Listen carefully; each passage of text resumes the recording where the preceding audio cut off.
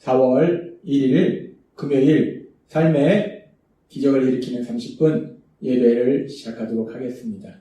하나님께서 오늘 우리에게 주신 말씀은 사도행전 20장 22절에서 27절까지 말씀입니다. 이 말씀 제가 봉독하도록 하겠습니다. 보라, 이제 나는 성령에 매여 예루살렘으로 가는데 거기서 무슨 일을 당할는지 알지 못하노라.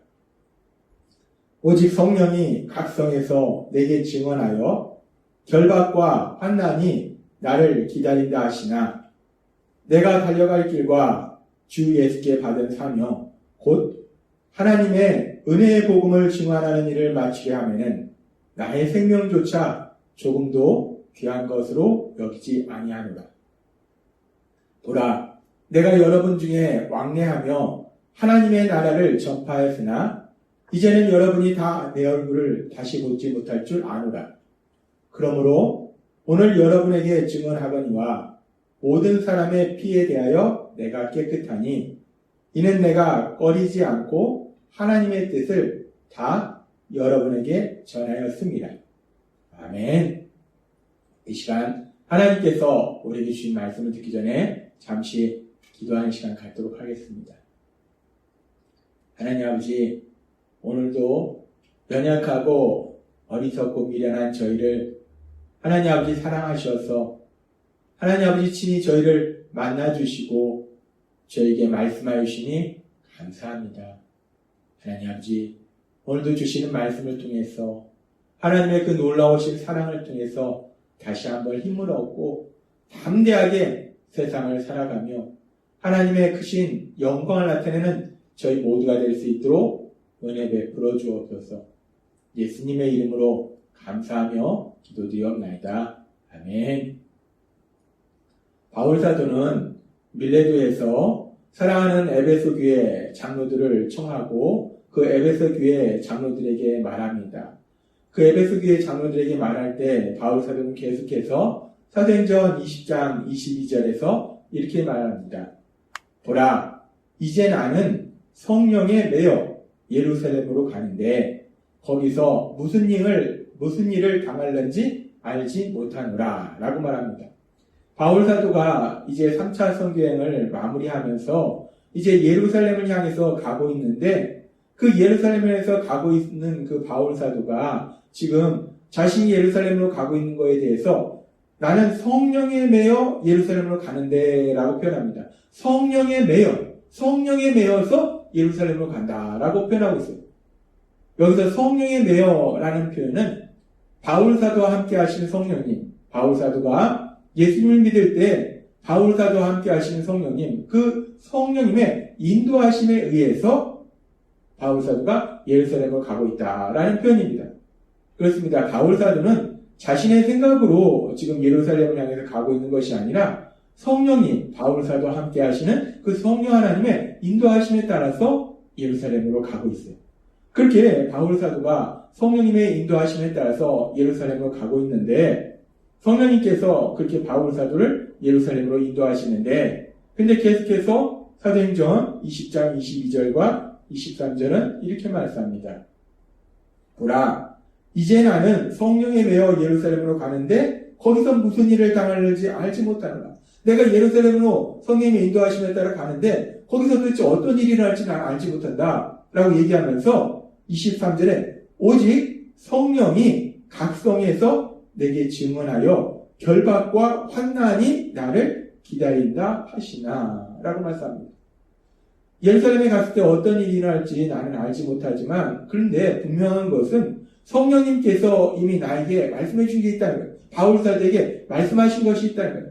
성령님께서 다양한 방법을 통해서 바울사도에게 말씀해 주셨을 거예요. 바울사도가 이 밀레도까지 오는 과정 속에서 각성에서 성령님께서 여러 가지 방법으로 말씀해 주셨을 텐데 그 성령님께서 말씀해 주신 내용이 뭐냐? 지금 보니까 내게 증언하여 결박과 환난이 나를 기다린다. 그러니까 성령님이 예루살렘으로 바울사도를 인도하고 계신데 근데 그 예루살렘에 가면 무엇이 기다리고 있는가? 결박과 환난이 기다린다. 결박과 환난이 기다린다는 것은 바울사도가 예루살렘에 가면 사람들한테 붙잡히게 되고 환난이 그래서 힘들고 고통스러운 눈물 나는 그런 환난이, 고난이, 고통이 바울사도 앞에 있다라고 지금 성령님께서 계속해서 말씀하셨다는 거예요. 지금 이 말씀을 보면은 바울사도가 예루살렘으로 가는 것이 바울사도가 자신의 생각대로 지금 예루살렘으로 가는 것이 아니라 바울사도는 성령님의 인도하심에 의해서 예루살렘으로 가요.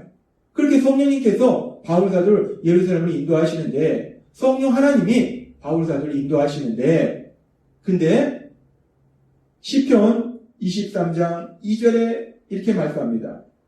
그가 나를 푸른 풀밭에 누이시며 쉴만한 물가로 인도하신다. 여호와는 나의 목자시다 라고 시편 기자가 고백하면서 그 목자이신 하나님이 나를 푸른 풀밭과 쉴만한 물가로 기쁨과 평안이 넘치는 그런 삶으로 나를 인도하신다라고 시편 기자는 고백했어요. 하나님이 그렇게 푸른 풀밭과 쉴만한 물가로 인도하신다라고 시편 기자는 고백했는데 지금 바울사도를 사랑하신 하나님, 그 성령 하나님은 바울사도를 어디로 인도하신가? 바울사도를 그렇게 푸른 풀밭과 쉴만한 물가로 인도하시는 것이 아니라 결박과 환난이 기다리는 것.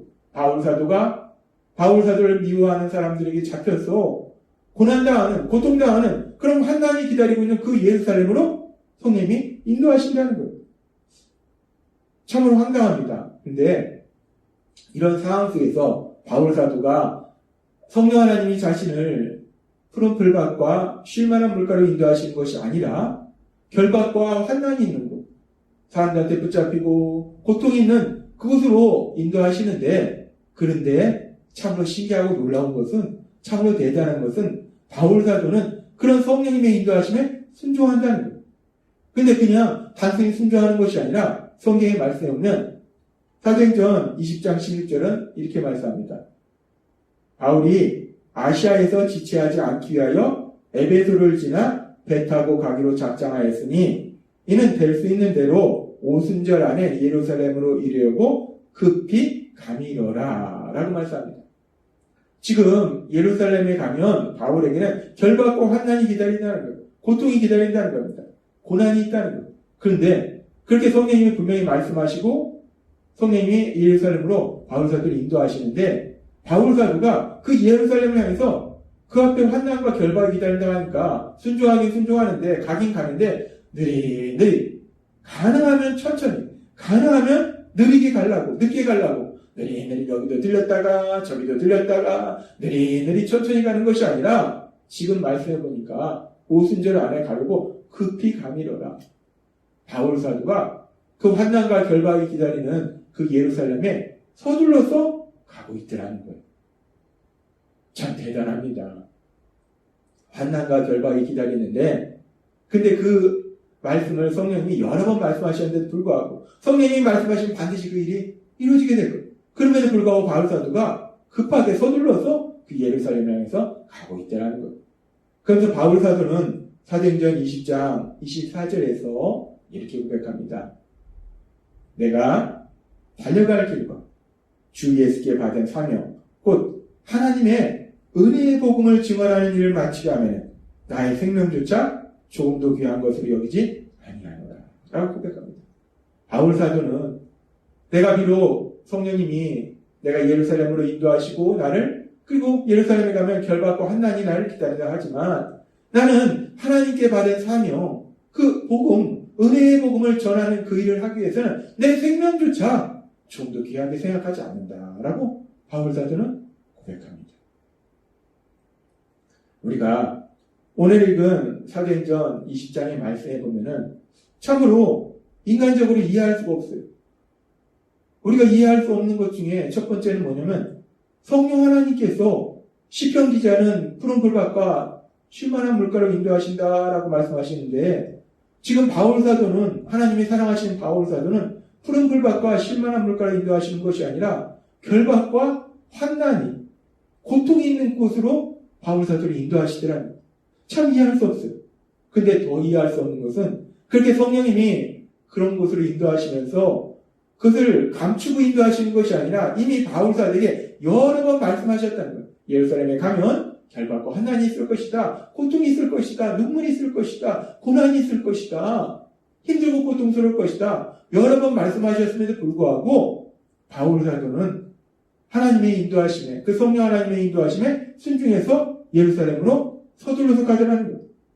참 우리가 이 모습을 보면, 그리고 사도행전 20장 24절 고백처럼 자기 생명도 조금도 귀한 것을 여기지 않는다라고 바울 사도는 고백합니다.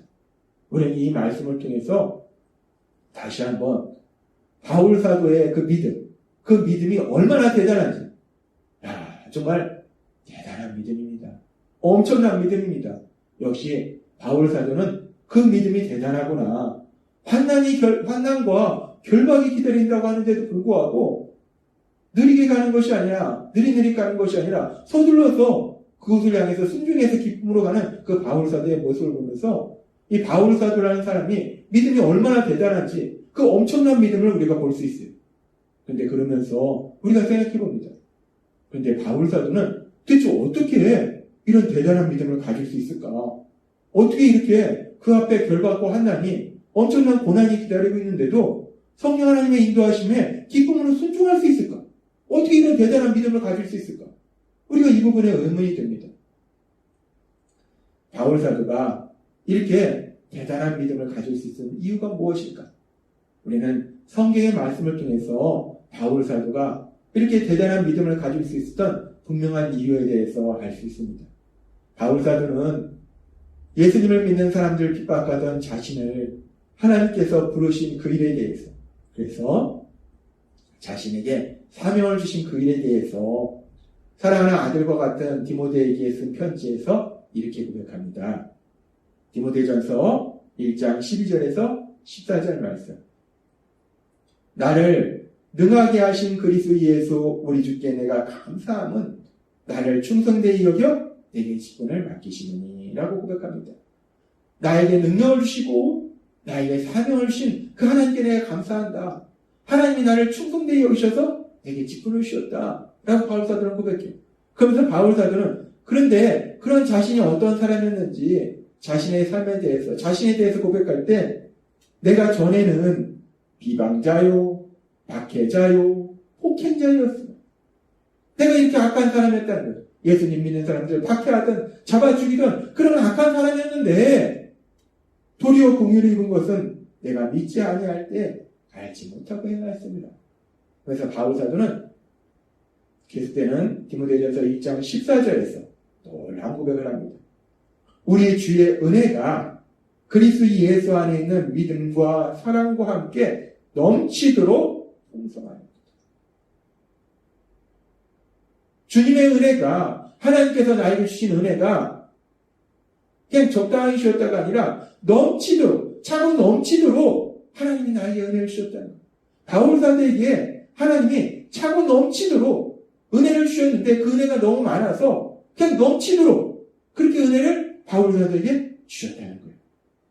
우리는 이 말씀을 통해서 하나님께서 바울 사도에게 주신 그 사랑이, 그 은혜가 얼마나 많은지 다시 한번 우리가 이 말씀을 통해서 알 수 있어요. 그렇습니다.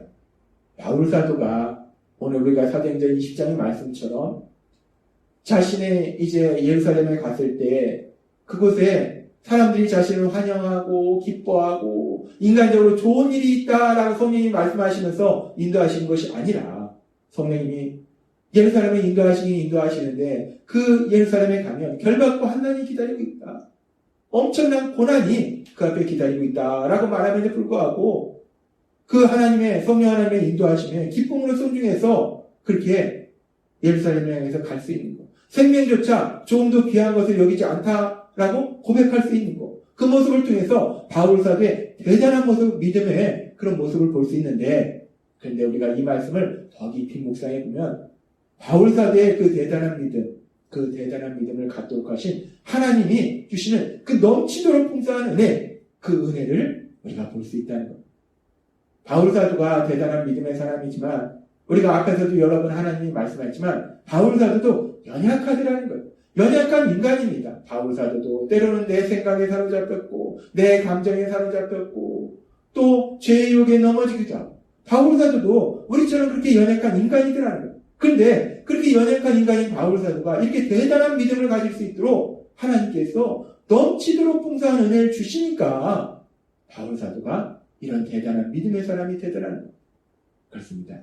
우리는 오늘 말씀을 통해서 하나님이 바울 사도에게 주신 은혜가 얼마나 놀랍도록 많은지, 얼마나 크신지를 다시 한번 볼 수 있다는 것. 바울 사도에게 넘치도록 풍성한 은혜를 주시는 하나님, 차고 넘치도록 은혜 주셨어. 연약한 바울 사도가 생명조차 조금도 귀한 것을 여기지 아니하는 그런 믿음의 삶을 살도록 하신 그 하나님. 근데 그 하나님이 우리를 사랑하신 우리의 아버지 되신다는 것. 따라서 바울 사도에게 그렇게 넘치도록 풍성한 은혜를 주신 그 하나님이 우리 삶 속에서도, 여러분의 삶 속에서도 차고 넘치는 은혜를 주실 걸 믿습니다. 여러분의 삶 속에 하나님이 차고 넘치는 은혜가 너무 많아서, 여러분에게 주신 은혜가 너무 많아서 그것이 넘치도록 그렇게 많은 은혜를 여러분에게 주실 걸 믿습니다. 그 은혜로 인해서 여러분이 기쁨과 평안을 누리며 여러분이 하나님의 영광을 나타내는 귀한 삶을 사시는 여러분이 되시길 주님의 이름으로 축원합니다. 기도하겠습니다. 하나님 아버지 감사합니다. 오늘도 주신 말씀처럼 바울 사도가 참으로 대단한 믿음을 가졌는데, 그런데 우리가 이 말씀을 더 깊이 묵상해보면 바울 사도가 그렇게 대단한 믿음을 가질 수 있던 것이 바울 사도가 훌륭해서가 아니라 바울 사도도 우리와 똑같이 연약한 인간인데 하나님이 바울 사도에게 주신 은혜가 차고 넘치도록 풍성한 은혜를 주셨기에 이런 놀라운 믿음의 사람의 삶을 살 수 있었음을 저에게 다시 한번 말씀해 주시기 감사합니다. 그렇게 바울 사도에게 넘치도록 풍성한 은혜를 주신 하나님, 차고 넘치는 은혜를 주신 하나님께서 저희 삶 속에도 차고 넘치는 은혜를 주실 걸 믿습니다. 그 은혜를 위하여 기뻐하며 감사하며 찬양하는 저희가 될 수 있도록 역사해 주옵소서. 예수님의 이름으로 감사하며 기도드리옵나이다. 아멘.